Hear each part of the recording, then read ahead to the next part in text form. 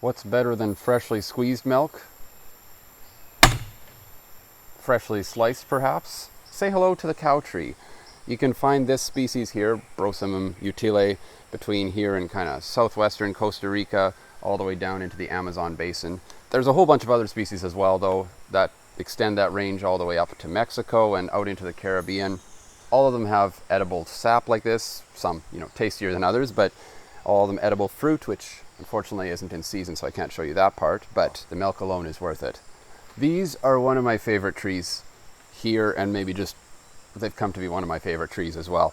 Even if you can't identify the leaves very well, if they're way up high in the canopy, these are pretty easy to find. They're really common in a lot of the ridges and slopes here in the Pacific lowlands, and they're quite easy to find because they've got these bright orange-red roots that kind of pop up along the ground, pointing the way back to the tree. And while there are a couple other trees that could have similar looking roots, if you happen to take a whack at it and it starts bleeding milk, chances are you've come up on one of these lactiferous gentlemen here. Interestingly, I've noticed a lot of them actually have just how the lichen and moss patterns fall. Some of them end up having kind of like white patches on their bark, looking a bit like stereotypical cow colors. So, don't bank on that though. A lot of other trees have that as well. But I mean, it's not true sap, it's latex. And if eating latex sounds unappetizing, well, it really needn't, because, well, first it's delicious, but also just, if you think of like latex gloves or things like that, those are made either from synthetic latex, or that is latex that started life kind of like this sort of fluid, but has just been processed and dried into that form. Natural latexes are a liquid that are produced by many, many plants, even as many as 10% of all flowering plants. They can have a few purposes, like defending against herbivores, maybe gumming up the jaws of insects to try to bite into them, potentially having some poisons to fight against things as well, like that.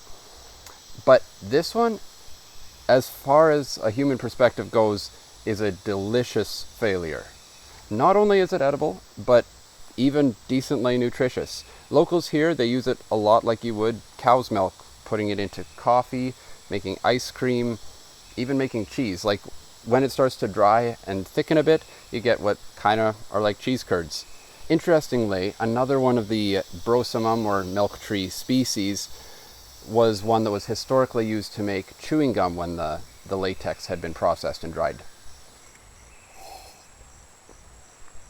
And of course, you can always just drink this stuff straight. Like, the taste varies from one tree to another and one species to another, some more or less tasty, but this one, I would say, it's actually not too far off from cow's milk, or more maybe somewhere between milk and cream. It's got a little bit of that flavor, maybe a hint of like coconut mixed in. I tried another one, same species, that one I would say tasted a bit more like maybe sweetened almond milk. So, yeah, interesting. Very creamy though, very rich. It is a bit like drinking table cream. And locally this gets used similar to how cow's milk might get used as well, to treat sore throats, coughs, maybe upset stomachs as well.